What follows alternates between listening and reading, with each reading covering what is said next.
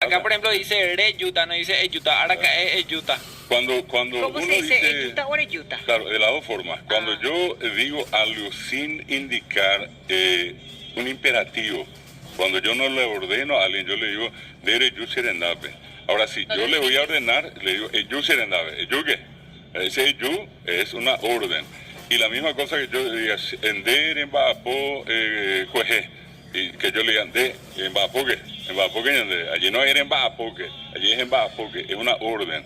Entonces, nosotros tenemos unos prefijos que ya tantas veces le dije acá, vale la pena siempre recordar, areo, de agua, tandere, guata. Pero cuando se va a dar orden, se va a convertir eso en una orden mejor, esos prefijos cambian. Y yo digo, por ejemplo, taja, terejo, tojo, taja, terejo o ejo, tojo jae, tojo. No es ojo, sino tojo, tojo coavi.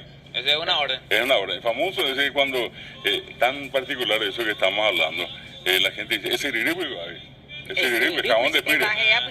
Sale y corre, anda ya tener jabón y te va a rebalar. Ese riripo, fuera de acá.